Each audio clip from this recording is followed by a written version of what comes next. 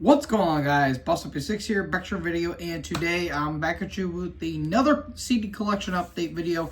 This one is probably going to be my last one of the year, considering that, well, it's going to be December, and year-end videos are going to be coming around the corner here. Yeah, this one took me a little bit longer than I wanted to because, well, unfortunately, just life got in my way a little bit, but I am able to finally get these albums talked about for you guys, and I got a pretty lengthy stack here, too. Not like that. Yeah, this is a very interesting one. There is a couple there's some new ones I have here, maybe a couple year-end lists. We shall see. So yeah, without further ado, won't waste any time, let's get into these albums. Bewitcher, Spell Shock. This is the latest studio offering from this Oregon-based blackened speed metal, blackened heavy metal act. I have heard of this band mainly from their their album before this one. I think it's called Cursed Be Thy Kingdom, I believe. And I heard that one was really good. And I did see that this band was starting to get up into the ranks of some people's favorite new bands as of lately. So this band was on my radar. I unfortunately didn't check this one out when the album did release because I was busy at the time. But I was able enough to buy it, and I listened to it. It's pretty solid for what it is. It's not like the greatest album in the world, and not even the best album of the year. But it's just a fun, sleazy, blackened heavy metal album that's really reminiscent of the 80s. Maybe hinting at the 70s as well. Like, you get some, Motorhead, Venom. I get a lot of elements of Midnight on there. I get some Saxon moments, some Angel Witch moments. A lot of new wave of British heavy metal elements on this album as well. I will say the first half I think is pretty good. The opening track, Starfire Maelstrom, is really good. Lavish Desecration. The title track's very catchy. Out Against the Law. Dystopic Demolatry. Or actually, or something like that. I don't know how you say that that last word. Let's see. The Harem Conspiracy, Pagan Shadows, Ride of the Iron Fox is a really good closer. Yeah, this is a pretty solid album overall. I guess the main complaint I have is that there's not really a whole lot of standout tracks. It's just a very fun album you can really play at a bar or at a party if you feel like it. It's just a fun album. If I were to give it a rating, I'd probably give it like 3 3.75, maybe 3.5. Solid album. Not sure if it's gonna make my year-end list though. Maybe it might get an honorable mention, but yeah, this was just some pretty fun stuff. And yeah, if you guys like, Saxon, Angel Witch, Venom, Motorhead, Midnight, maybe a bit of Hellripper thrown in there, check this one out. You'll be thoroughly pleased with it. Black Dahlia Murder, Servitude. This is the latest studio offering from these Michigan, Detroit-based melodic death metal veterans. This is their first studio album without their longtime vocalist Trevor Strnad, who unfortunately committed suicide in 2020. Trevor Forever, and this was their first album with I believe their touring vocalist, Brian. And this one, again, was on my radar as well because, who doesn't love Black Dahlia Murder at this point? And I can safely say the band played it safe with this album. And I guess it's for the best, too, considering that, coming off of such a tragedy, sometimes it's best to be safe than sorry. And they did play it safe. And yeah, it's still a good album, but in terms of Black Dahlia Murder releases, it's probably going to be somewhere towards the middle because this is by all means kind of middle of the road in terms of Black Dahlia Murder releases, but it's still a really damn good album. And some really good songs, if I could pronounce some of them because the the font's very sketchy. Let's see, does that say Evening Ethereal? Or Ephraim, something like that. Panic Hysteric, Aftermath, which was really good. Curse Creator, Asserting Dominion. The title track's really good. Mammoth's Hand was really solid. Trans Cosmetic Blueprint and Utopia Black's really good. Like, I like all the tracks on this album, but The main complaints I have with it is that the guitars kind of get lost in the mix sometimes, and the songs themselves kind of run together. They kind of sound a little, they don't really have a lot of diversity when it comes to the songwriting. But again, they were playing it safe, so you can't really fault the band for that. But I'm curious to see where this band's going to be going in terms of, with the new vocalist involved and everything. So I'm kind of to see how they did it. But I feel like this was kind of a bit of a love letter to the Black Dahlia Murder fans to, I guess, in a way, keep Trevor's spirit alive with the band. So, yeah, this was a really good album. I'll probably give it 3.5. Again, it's not like the most mind-blowing album. It's not going to be on my year-end list, unfortunately. But still a good album, but not as grandiose and as fantastic, let's say, Verminous, Nightbringers, Nocturnal, I don't think it's quite as good as those albums, but still a really solid album that's alright. So yeah, check this one out. Check this one out. Solid recommendation. Trevor Forever. Blood Incantation, Absolute Elsewhere. This is the latest studio offering from this Colorado-based death metal act. Very interesting album. I did a review of this album when it came out, and my God, I was blown away at how fucking incredible this album is. And yeah, like hell, even the inside of that's really cool too. You see all the planets and everything. There's the guys right there. Yeah, this is just some fantastic stuff. And ironically enough, I actually didn't know about this till I literally just looked at the back. This was actually produced by Arthur Risk, which you could, I guess I should have known when listening to the production again, because the production on this album is heavy as balls. But yeah, again, I did a review of this album. This is one of the best albums of the year for me. It's top tier when it comes to death metal releases.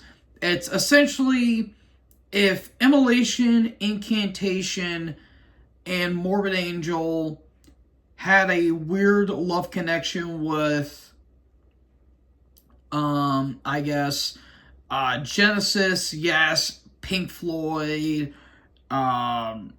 maybe a little bit, God, dare I say a little bit of Opeth thrown in there too. It's a very interesting album. There's a lot of like different layers with the synths and everything, but it's basically two tracks that are both 20 minutes long, but they're both divided into different, they're both broken up. But this album flows so damn well because it has that Beauty Meets Beast mentality where you have, the big chuggy riffs and the big, D-beat stomps, but then it kind of transitions into these nice interludes, and it's all very pretty and cosmic in space. And it's just fucking incredible, dude. I love this album. The 3-part trilogy of the Stargate and of the Messenger is just absolutely fantastic. I would say like the final part of the message, not Messenger, of the Message is probably my favorite track on the entire album. That thing has almost a Nile kind of like epic quality to it, and it's damn good. So yeah, this is fucking incredible. I love this album. This is fantastic, and as my first Blood Incantation album, you can't go wrong with this one. So yeah, absolutely incredible stuff, fantastic stuff. Check this one out. You guys will not regret it. The Crown of Thorns. This is the latest studio offering from this death metal / death thrash act out of Sweden. I did a review for this album because I was very anticipated with this because I've been a longtime fan of these guys ever since I listened to them back in my high school days. And I haven't listened to their more recent stuff as of lately. I have heard a couple of their old stuff. I really, really, really like that. I kind of overrated this album just a little bit. I still think it's a good album, but re-listening to this album again, it feels like the band was kind of running a little bit low in terms of the creativity department. Because while I do think so many songs are absolute barn burners, it kind of feels like they're running a little bit, running on empty a little bit here. But I do like the opening track, I Hunt with the Devil. That's a really good one. Churchward, Church Burner, Mardian, Howling at the Warfield, where Nightmares Belong's really good, and The Storm That Comes is really good. The only track I really can't get into is the song The Night Is Now. I can't get into that song no matter how many times I've listened to it. It just kind of feels boring for the most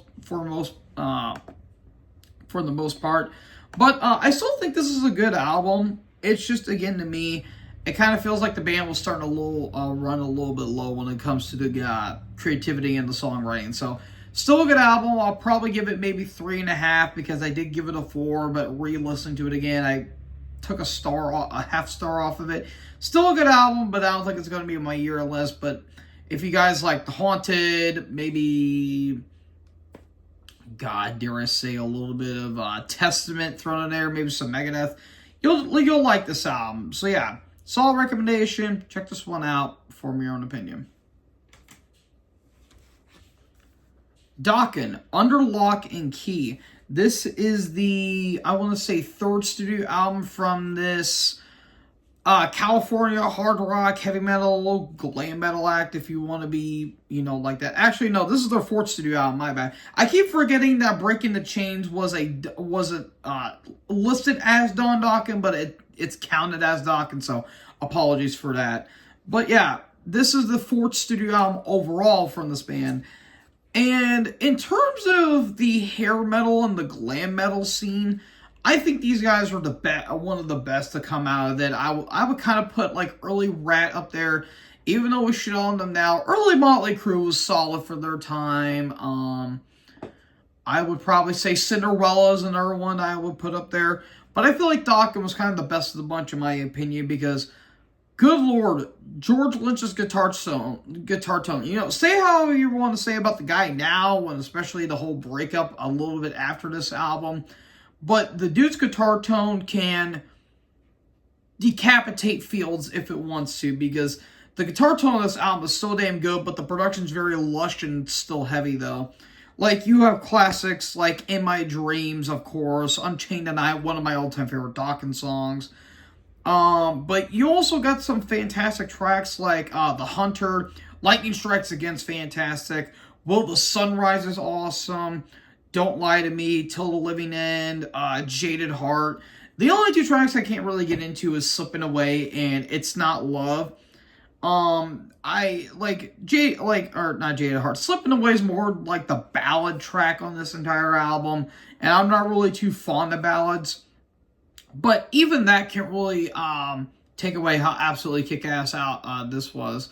So yeah, great stuff all around. Yeah, this is just some really, really, really damn good stuff here. Again, if you have a hard-on for the 80s, especially when it comes to like classic metal, classic hard rock, look no further to these guys. Big recommendation. Check this one out. Fulci, Duck Face Killings. This is the latest studio offering from these Italian brutal death metal act. I did a review for this album, and this, along with another album I'm going to mention here in a bit, was kind of on my radar too, considering that I heard some really damn good stuff from these guys. And my God, I still can't get enough of this album. This is becoming one of the best albums of the year for me.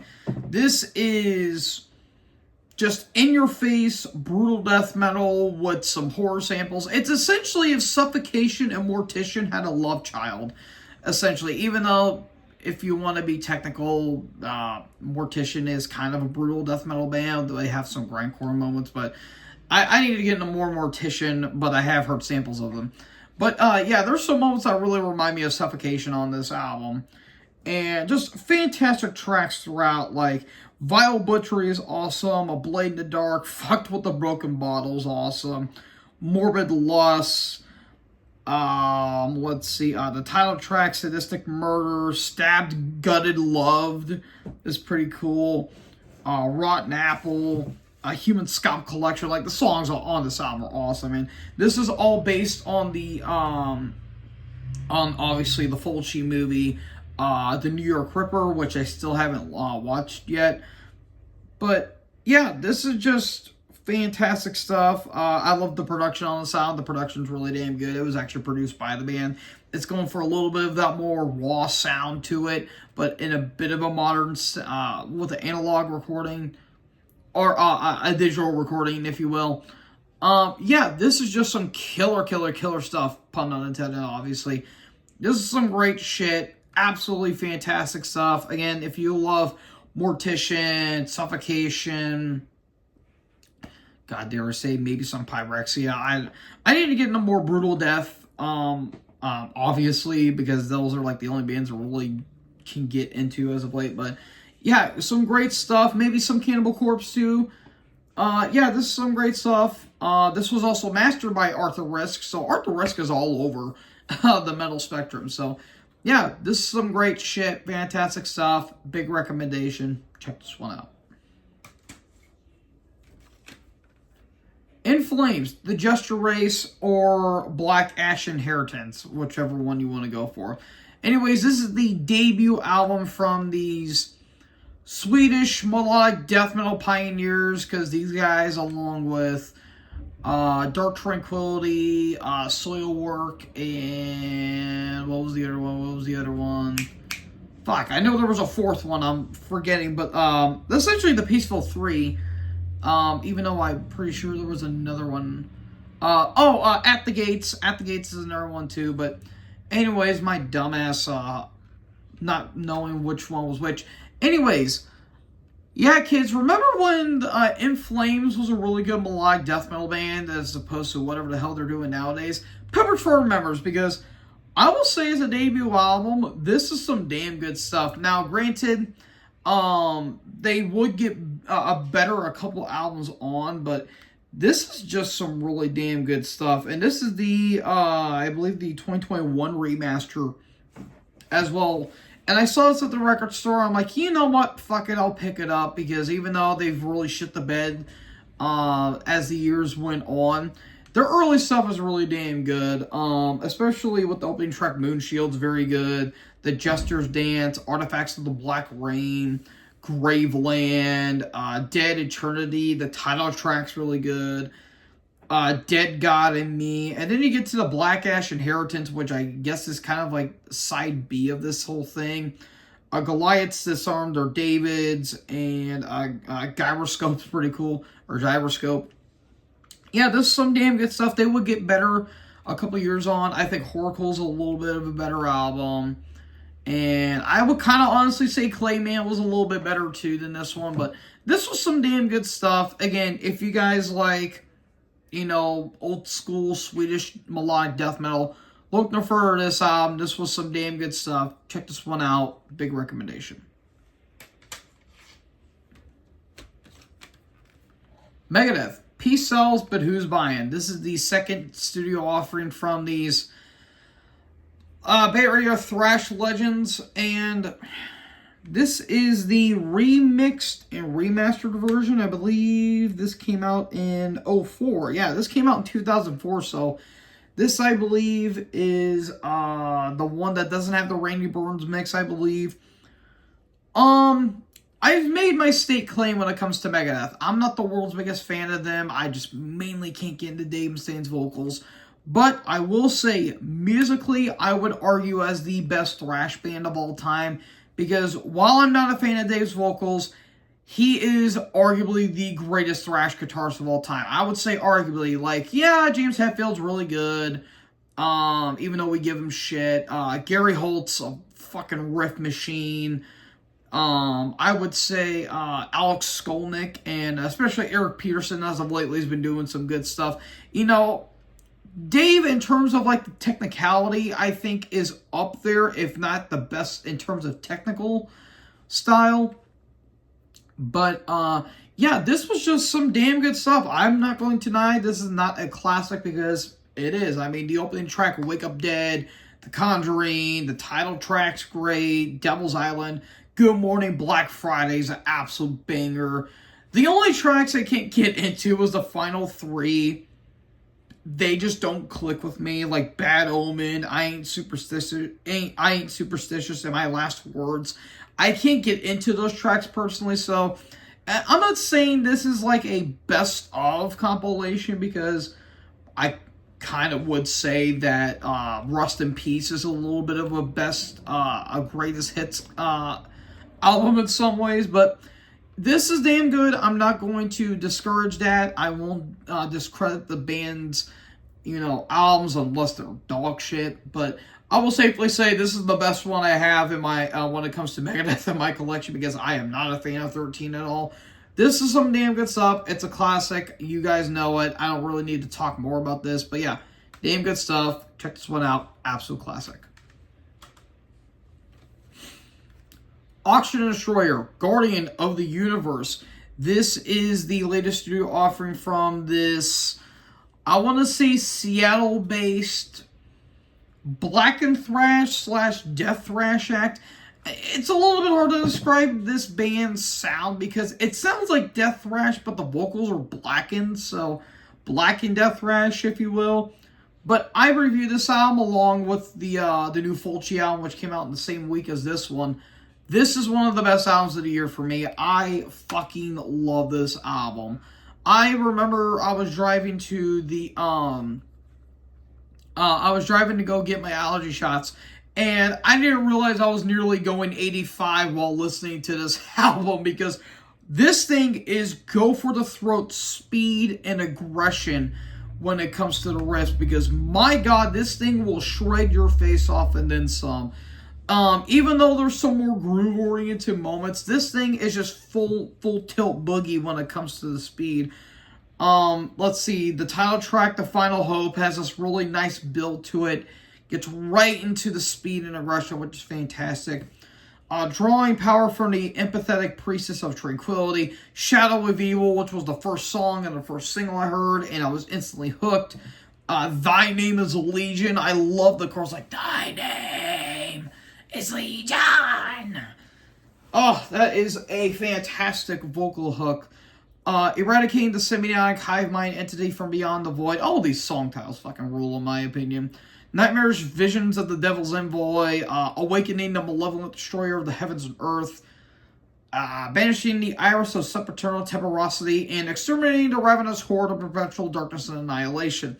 Those songs are a full-on novel sentence, and I managed to not fuck it up, which is weird because I really can't speak regular English as it is, but yeah, this album is fantastic. If you love, I'd say, Vader, throwing Sodom in there, oh god, I would say some Slayer as well, maybe a little bit of Exodus too.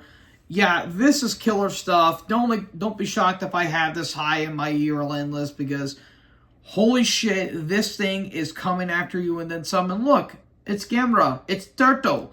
Yeah, this is some great stuff. I mean, it's kaiju thrash. Shut up and take my money. But yeah, this is some killer stuff. Fantastic stuff. Love this album. I will kiss this album. Mwah.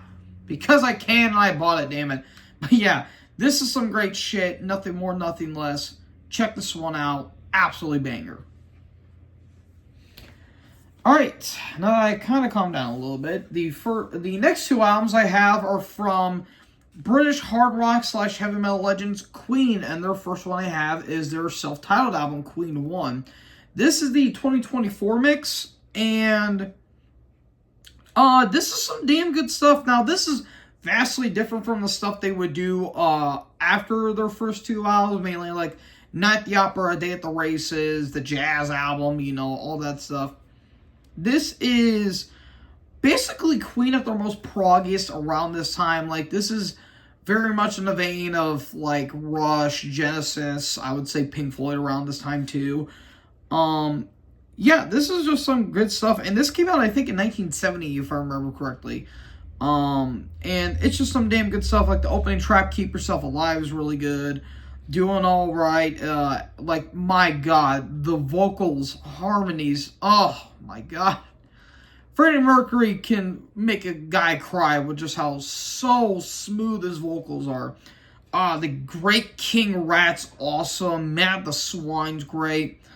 Liar, The Night Comes Down, Modern Times for Rock and Roll, Son and Daughter. Yeah, all of these, damn near all these tracks kick so much ass. And yeah, and oh, that's a kind of cool. You can see right there with the guys from like photo shoots and everything. That's really cool. That I think is really, really, really cool as well. So yeah, this is some damn good, hard rock, heavy metal with some more prog metal influences. Damn good stuff. I give this a big recommendation. Check this one out. And then I have the follow-up, Queen 2. So this is the 2011 digital remaster. And I think I might like this one just a hair bit less than Queen 1, but I do think this is a superb follow-up. Especially with Procession is a really nice instrumental. Then Father to Son's really good. White Queen As It Began. The Loser in the End. Ogre Battle's fantastic. The March of the Black Queen is awesome. Nevermore. Funny How Love is really good. And Seven Seas of Rye is an absolute classic as well. So yeah, while it is not quite as strong as Queen 1, I do think Queen 2 is a more than worthy follow-up to its predecessor. And yeah, again, both these albums are absolute classics, very influential as well. Check these both out. Great shit. Big recommendations.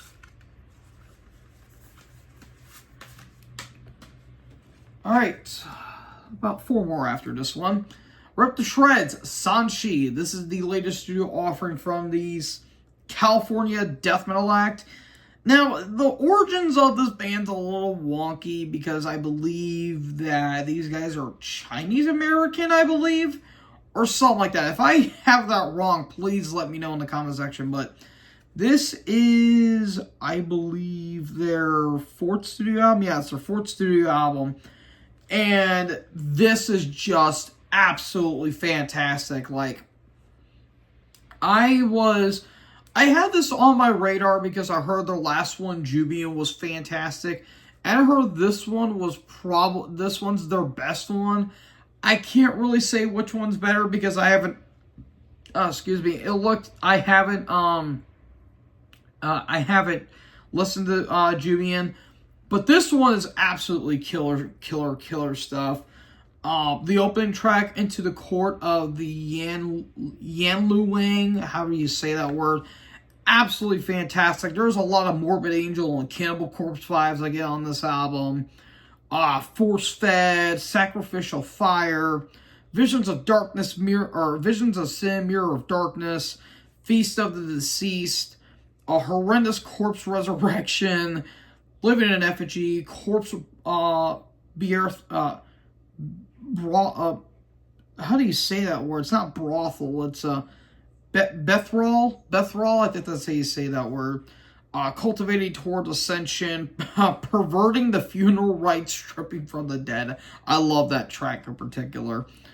Yeah, this is just great shit. The vocals are fantastic. The lows almost have a bit of a brutal death metal veneer to it. Production's great. There's a little bit of an obituary vibe in terms of the grooves that are thrown in there. But yeah, this was just some killer shit. Really, really, really damn good stuff. Album of the Year contender right here. This was just some damn good stuff.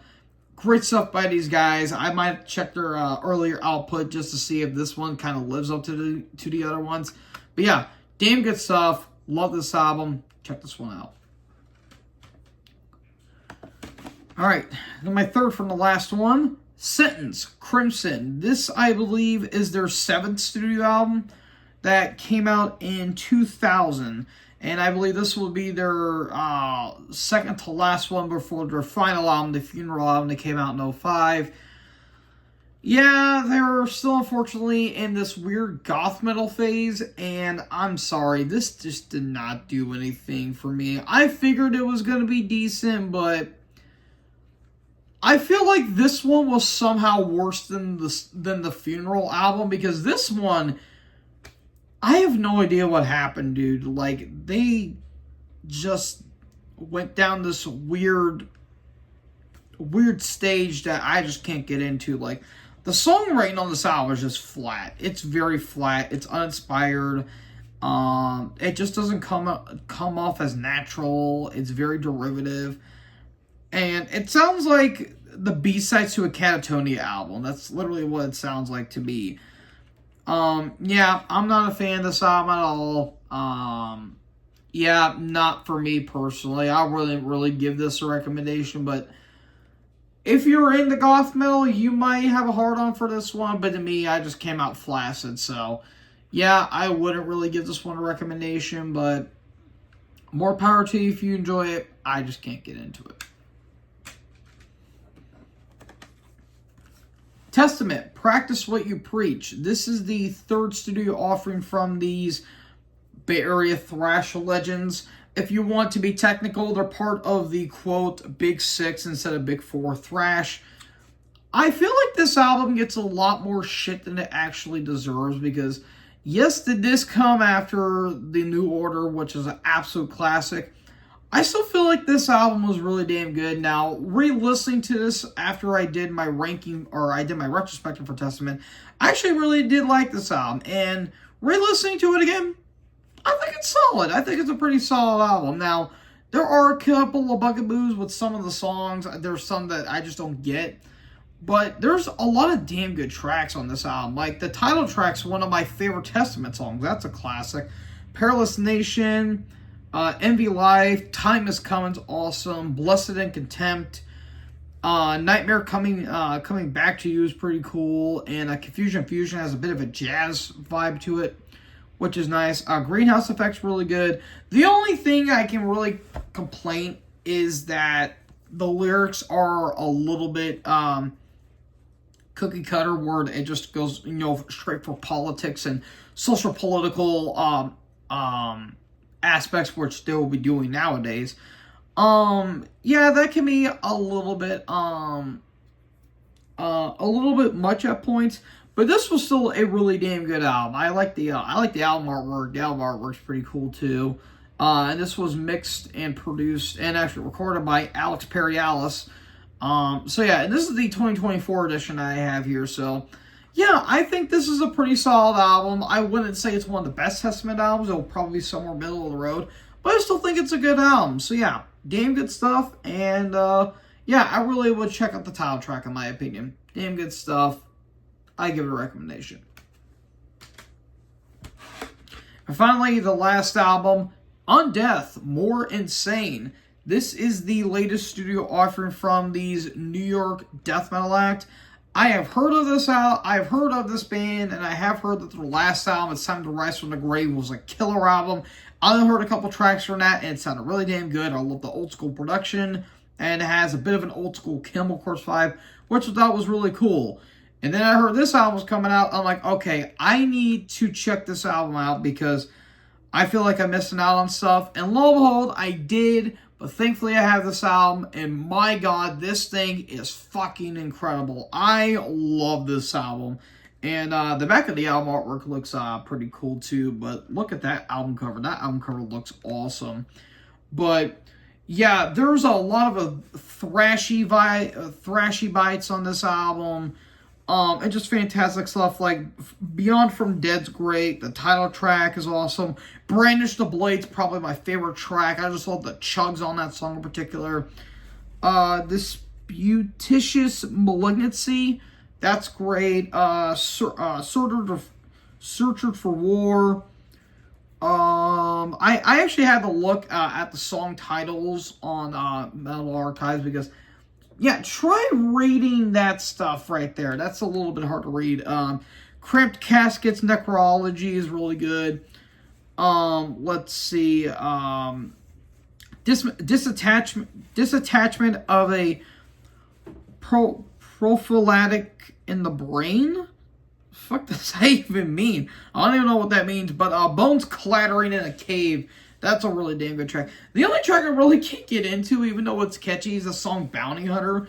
That song and the lyrics are just a little too goofy for me, but it's still a really damn good track. And the other track, Wailing Cadavers, I can kind of take or leave with that song, but this is some fantastic stuff. It's just a little over 30 minutes.